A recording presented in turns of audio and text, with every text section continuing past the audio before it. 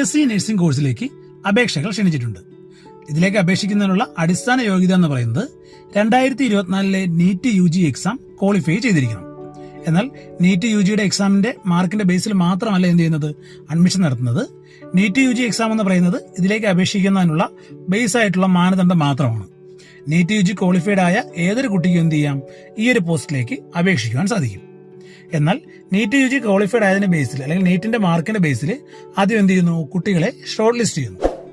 ഇങ്ങനെ short list ചെയ്യുന്ന കുട്ടികൾക്ക് എന്ത് ചെയ്യുന്നു, കമ്പ്യൂട്ടർ ബേസ്ഡ് ടെസ്റ്റ് ആയ ആദ്യം ജനറൽ ഇന്റലിജൻസ്, അതുപോലെ general English, psychological assessment, interview, അവസാനമായി എന്ത് ചെയ്യുന്നു, മെഡിക്കൽ ഫിറ്റ്നസ് ടെസ്റ്റ്. അങ്ങനെ ഇത്രയും ഘട്ടങ്ങളിലൂടെ കടന്നുപോയതിനു ശേഷമാണ് ഒരു കുട്ടിക്ക് ഇതിലേക്ക് അഡ്മിഷൻ കിട്ടുന്നത്. പെൺകുട്ടികൾക്ക് മാത്രമാണ് ഈ ഒരു കോഴ്സിലേക്ക് അപേക്ഷിക്കുവാൻ സാധിക്കുന്നത്. അതുപോലെ തന്നെ മറ്റ് എലിജിബിലിറ്റി പറഞ്ഞിരിക്കുന്നത്, ആദ്യത്തേത് നമ്മൾ നേരത്തെ പറഞ്ഞതുപോലെ നീറ്റ് ക്വാളിഫൈ ആയിരിക്കണം. രണ്ടാമത്തേതായി പെൺകുട്ടികൾ മാരീഡ് ആവാൻ പാടില്ല, അതായത് അൺമാരീഡോ ഡിവോഴ്സ്ഡോ ലീഗലി സെപ്പറേറ്റഡോ അതുമല്ലെങ്കിൽ ബാധ്യതകളൊന്നുമില്ലാത്ത വിധവകളോ ആയിരിക്കണം. അടുത്ത് പറഞ്ഞിരിക്കുന്നത് നാഷണാലിറ്റി ഇന്ത്യൻ സിറ്റിസൺ ആയിരിക്കണം. പിന്നെ പറഞ്ഞിരിക്കുന്നത് ഡേറ്റ് ഓഫ് ബർത്ത്, ഏജ് ആണ് പറഞ്ഞിരിക്കുന്നത്. ഏജ് എന്ന് പറയുന്നത് 1 ഒക്ടോബർ 1999 30 സെപ്റ്റംബർ 2007 അകത്ത് ജനിച്ച കുട്ടികൾക്ക് മാത്രമേ ഈ ഒരു കോഴ്സിലേക്ക് അപേക്ഷിക്കുവാൻ സാധിക്കുകയുള്ളൂ. ഈ ഒരു കോഴ്സിലേക്ക് അപേക്ഷിക്കുന്നതിനുള്ള വിദ്യാഭ്യാസ യോഗ്യത പറഞ്ഞിരിക്കുന്നത് +2 ആദ്യ അറ്റംപ്റ്റിൽ തന്നെ പാസ്സായവരായിരിക്കണം. അതുപോലെ തന്നെ +2 ഫിസിക്സ്, കെമിസ്ട്രി, ബയോളജി, ഇംഗ്ലീഷ് ഈ 4 സബ്ജക്റ്റുകളും 50% മാർക്കിന് മുകളിൽ നേടിയവരായിരിക്കണം. അതുപോലെ തന്നെ +2 പഠിച്ചത് റെഗുലറായി തന്നെ ആയിരിക്കുകയും വേണം. ഈ ഒരു കോഴ്സിലേക്ക് അപേക്ഷിക്കുന്ന വിദ്യാർത്ഥികൾ മെഡിക്കലി ഫിറ്റ് ആയിരിക്കണം.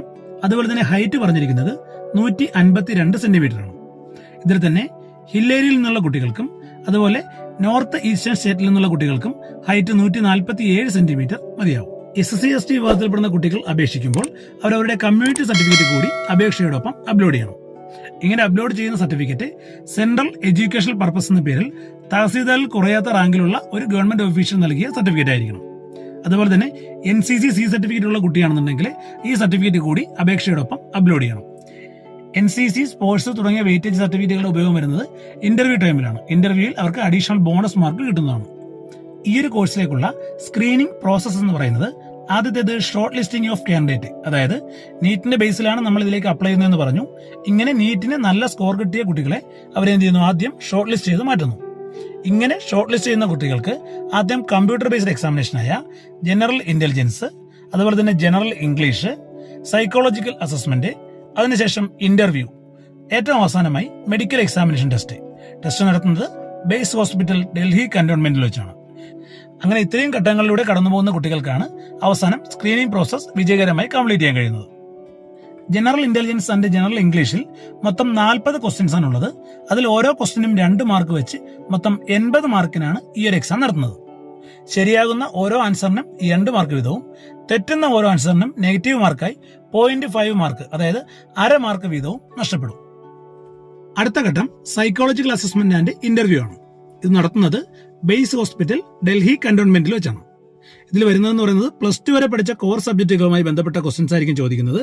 അതുപോലെ തന്നെ ജനറൽ നോളജ്, കറന്റ് അഫയേഴ്സ്, പിന്നെ വിദ്യാർത്ഥികളുടെ ഇൻട്രസ്റ്റും അവരുടെ ഹോബീസും ഇവയെല്ലാം സൈക്കോളജിക്കൽ അസസ്മെന്റ് ആൻഡ് ഇന്റർവ്യൂവിൽ ഉൾപ്പെടുത്തും.